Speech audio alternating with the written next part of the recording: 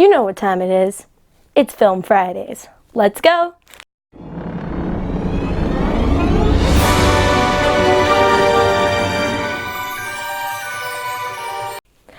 Hello there, my spooky, scary skeletons. It's Chloe in real life, your guide to the ghoulish, your sharer of the spook, and a fan of all things frightful. Welcome back to another episode of my Halloween Spooktacular, and also welcome back to another episode of Film Fridays. Before we get into today's video, I wanted to say a huge thank you to Popcornopolis for helping sponsor this video. In fact, it was perfect timing because they have just released their new snack pack monster mini cones, and they are so cute because it features all the classic monsters, and it's perfect because today we are going to be talking about the classic Universal monsters, but specifically Frankenstein meets the Wolfman. Let's get into it.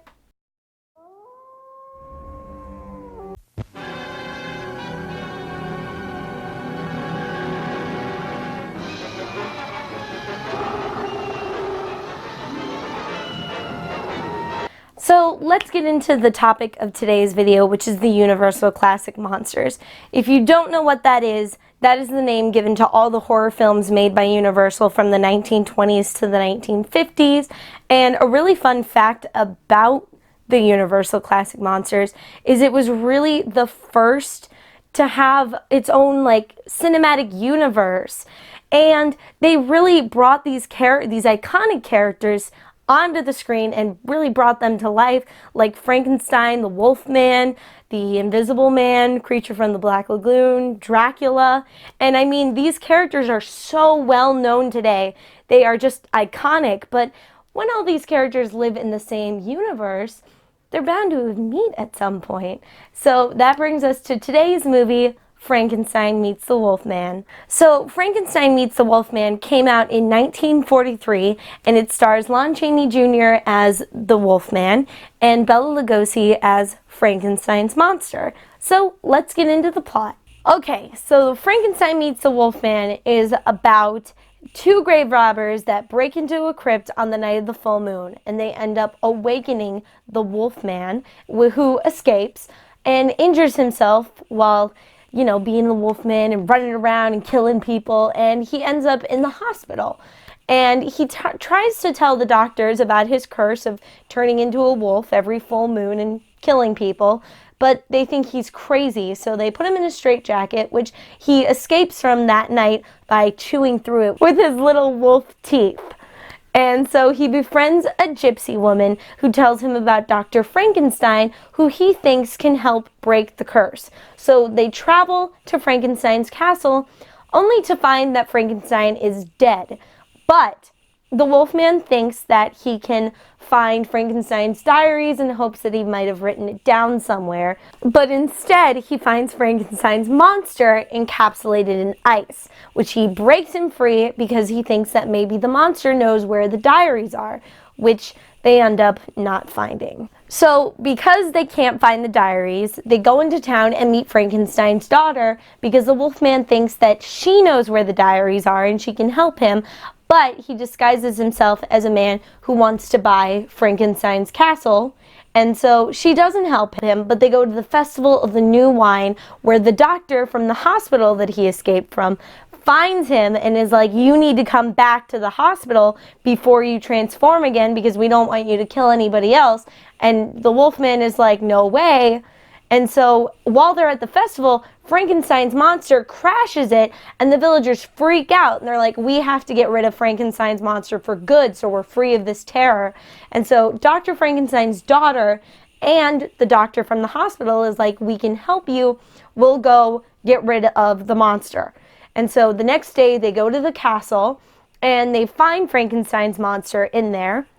And so the daughter gives the doctor Frankenstein's notes, and he reads into it and he sees the monster and he's like, this is so cool. He's really fascinated by it. So they decide to run an experiment to drain the life energy from both the Wolfman and Frankenstein's monster.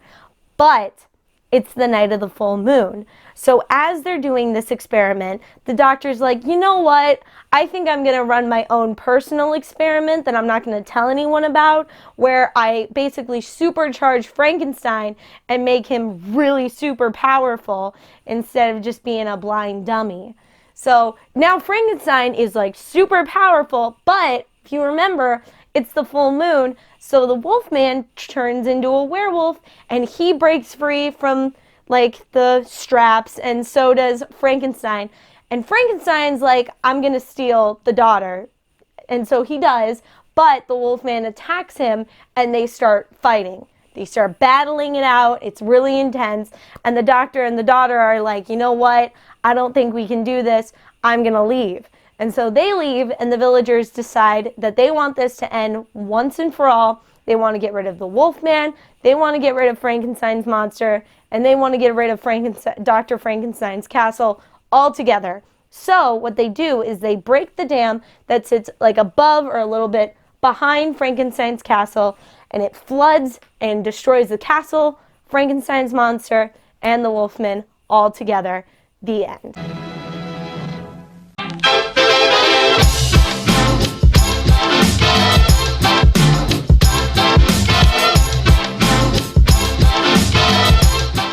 I wanted to say a huge thank you to Popcornopolis for sending me these monster mini cones. They are so cute. They have some of the classic monsters on them, like Dracula, the Wolfman, and Frankenstein, and this adorable little skeleton. The flavors are incredible, like kettle corn, caramel corn, cheddar cheese, and zebra, which the cheddar cheese and zebra are to die for. They are so good, guys. These are available at select Costco's across the country, as well as Costco.com, and these would be great for a Halloween party and even just relaxing and watching some classic monster movies. So let's talk about my thoughts on this movie. There was a lot going on, but for how much was going on in this movie, I would have really liked there to have been more monster interaction. It was a little confusing. There wasn't that much of the Wolfman and Frankenstein together, which I would have liked more of because it's Frankenstein meets the Wolfman. And so I was also a little confused on if there was conflict between them or not, because in the beginning of the movie they seemed to be on good terms, but then at the end of the movie they were obviously fighting.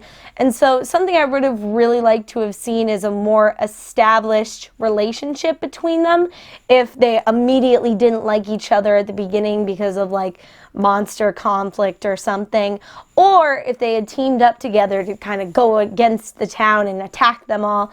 I thought that would have been really interesting. But their relationship just felt a little blurry and confusing. But something I really did like was the transformation of the Wolfman. That looked so cool. It was like his face, and then it would just start to get a little bit more wolf-like every time. And it was really, really cool with the way they did it. And I thought for it being the 40s, that was really awesome special effects. And I really, really liked that part. So that was Frankenstein meets the Wolfman. I would say I would have to give it like 2 out of 5 spooks.